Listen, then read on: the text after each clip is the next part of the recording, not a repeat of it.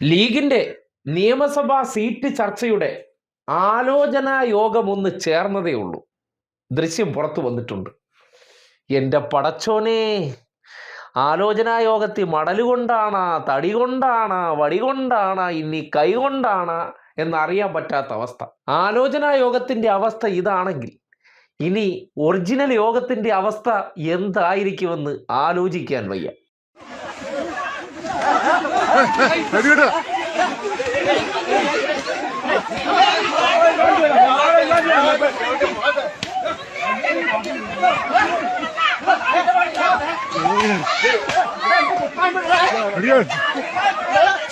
സർക്കാർ പ്രത്യേകം ശ്രദ്ധിക്കേണ്ടതാണ്.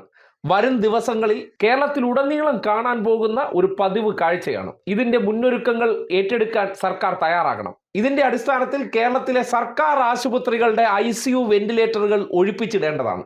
ആലോചനാ യോഗത്തിൽ തന്നെ ഏകദേശം 4ഓളം പേർ വെന്റിലേറ്ററിലായി എന്നൊക്കെയുള്ള സൂചന. കാര്യം മടലുകൊണ്ടുള്ള അടിയാണ് കിട്ടിയത്.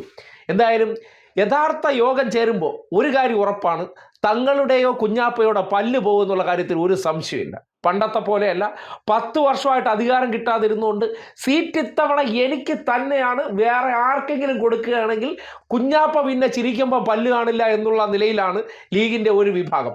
എന്തായാലും വലിയ പുതുയുഗ യാത്രയൊക്കെ ആഘോഷപൂർവ്വം നടത്തുമ്പോൾ മറു സൈഡിൽ മാധ്യമങ്ങൾ കാണിക്കാത്തൊരു പ്രധാനപ്പെട്ട ഇതുപോലുള്ള വാർത്തകളുണ്ട്.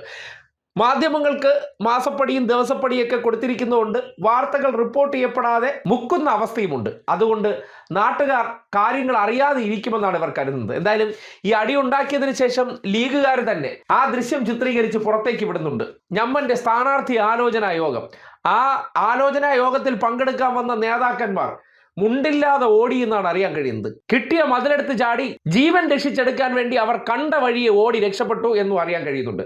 എന്തായാലും ഇത് കേരളത്തിന്റെ ആരോഗ്യ വകുപ്പിനെ കൃത്യമായി ഉണർത്തേണ്ട കാര്യമുണ്ട്. വരും ദിവസങ്ങളിൽ ആശുപത്രിയിൽ കൃത്യമായിട്ട് ചികിത്സ ഉറപ്പിക്കാൻ വേണ്ട സംവിധാനങ്ങൾ ഉറപ്പാക്കണം. ഏത് സമയത്തും ഏത് അത്യാഹിതങ്ങൾ, ഈ സ്ഥാനാർത്ഥി നിർണയവുമായി ബന്ധപ്പെട്ട അത്യാഹിതങ്ങൾ വന്നാൽ ആ ജീവൻ രക്ഷിക്കാനുള്ള ഉത്തരവാദിത്വവും ദൗത്യവും സംസ്ഥാന സർക്കാർ ഏറ്റെടുക്കേണ്ടതാണ്.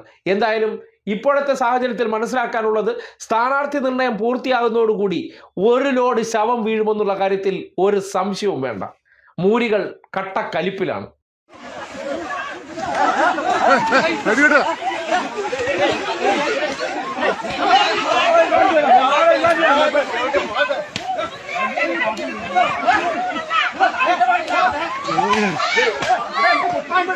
Adiós.